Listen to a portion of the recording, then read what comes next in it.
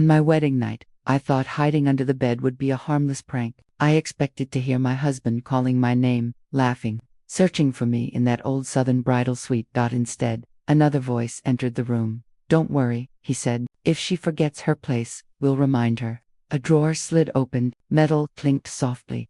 "Fear," the man continued, "is the one language people like her always understand." As the bed skirt lifted and a gun leveled directly at my face, I realized this night wasn't about love anymore. It was about survival, power, and the quiet racism that hides behind perfect smiles and family names. Welcome, story lovers. From where are you watching? Hit the like button and drop your city name in the comments so we can see how far our story travels. On the day she married Daniel, Maya felt like she was stepping into someone else's life. The venue was a renovated plantation house outside a small southern town, all white columns and manicured lawns. The kind of place that made her skin prickle without knowing exactly why. Maya had grown up in the city, surrounded by noise and diversity, where her parents taught her that success and education could shield her from the worst of racism, even if it never truly disappeared. She was a pediatric nurse, practical and calm, the kind of person who looked for solutions instead of drama.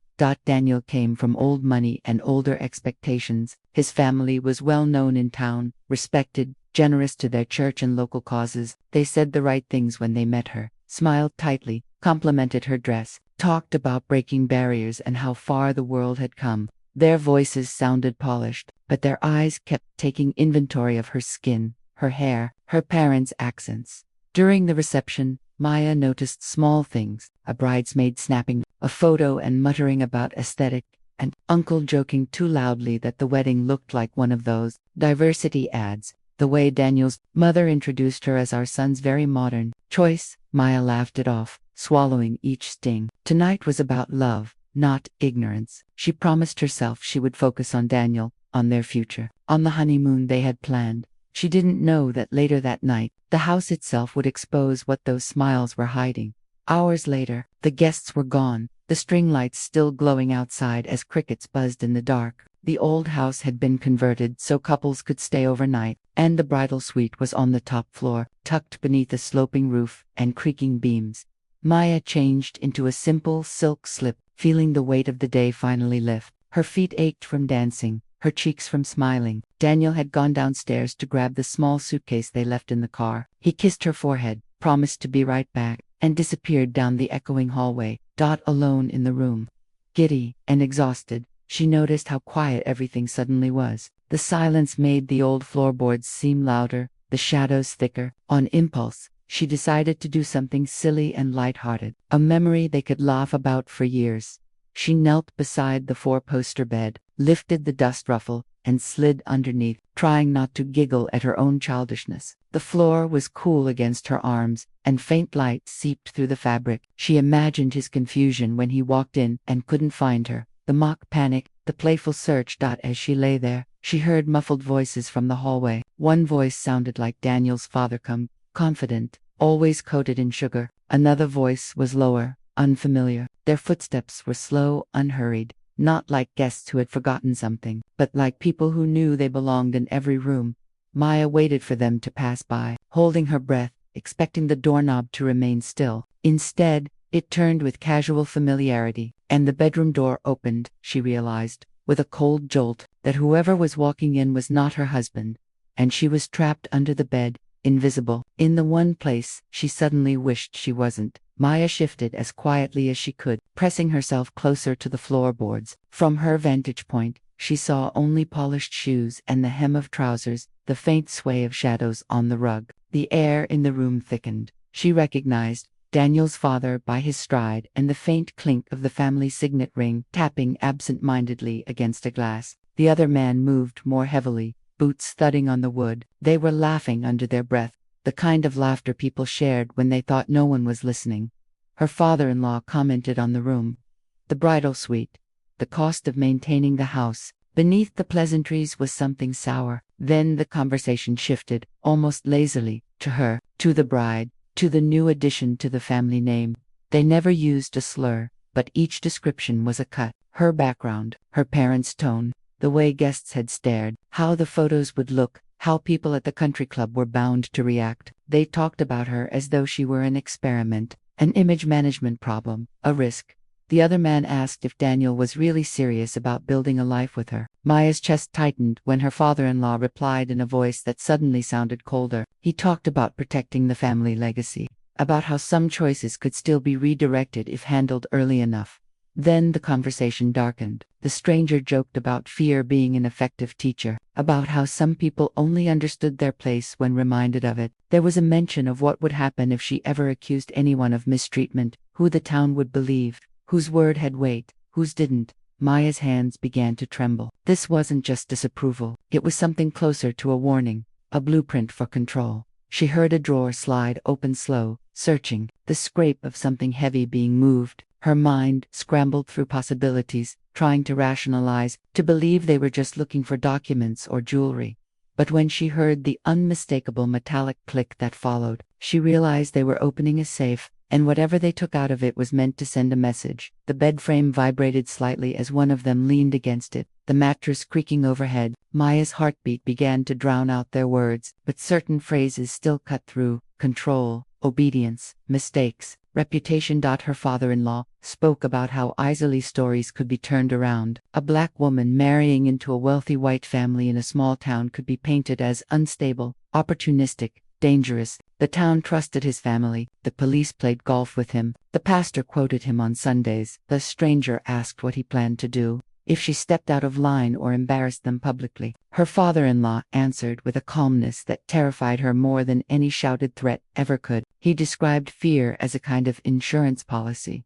Maya squeezed her eyes shut, fighting the urge to scream, to crawl out and run, but she had nowhere to go without giving herself away. Every exposed inch of her skin felt like it was glowing in the dark. Then she heard the word that froze her.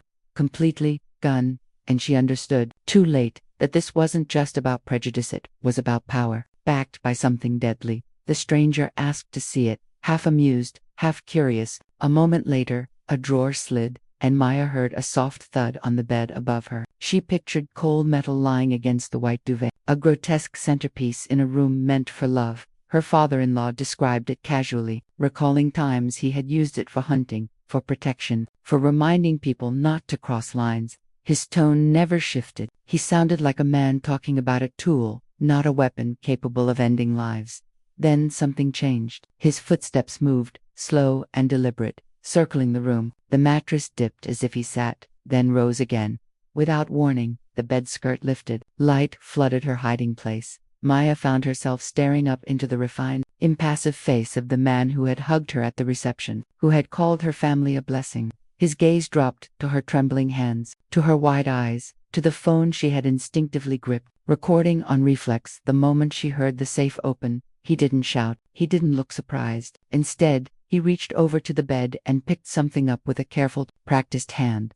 A moment later, Maya was no longer looking at his face. She was looking straight into the dark, circular mouth of a gun pointed directly at her, under the bed. On her wedding night, time fractured into sharp, broken pieces. Maya's breath turned shallow, her body flattening against the floor, as if she could melt through it. Her father-in-law spoke evenly, reminding her of how much his family had done for the community, how many people owed them favors, how easily narratives could be reshaped. He talked about her future, her career, her parents' safety, all as if they were items on a list he could reorder at will.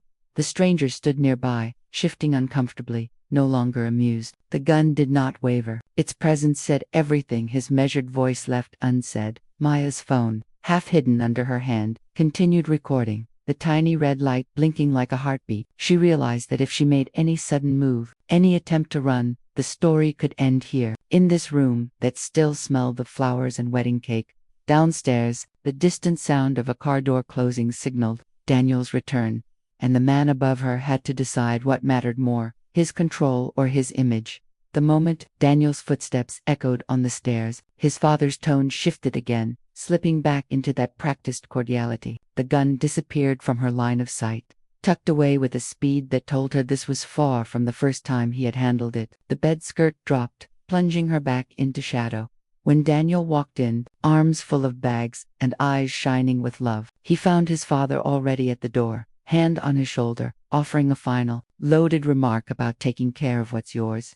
Then he left, the door closing with deceptive gentleness behind him. Maya waited for the sound of his footsteps to fade, before dragging herself out from under the bed. Her legs shook, her throat felt raw. She held up her phone with unsteady fingers and pressed stop on the recording. Later, in the safety of a hotel room they booked in another town, Daniel listened to the audio. She watched his world collapse as he heard the calm menace in his father's voice, the casual cruelty, the threat wrapped in entitlement. The days that followed were a blur of decisions, lawyers, copies of the recording, quiet warnings to trusted people. A move away from that town, the family name that had once controlled every story, became the subject of a different narrative, one that exposed the rot behind its charm. Maya would always remember that night as the moment she understood how racism can hide behind politeness, how power uses fear to keep itself untouched. Her prank under the bed had been meant for a laugh. Instead, it pulled back the curtain on a legacy built on control. Thanks for watching. Subscribe for more powerful stories and new videos.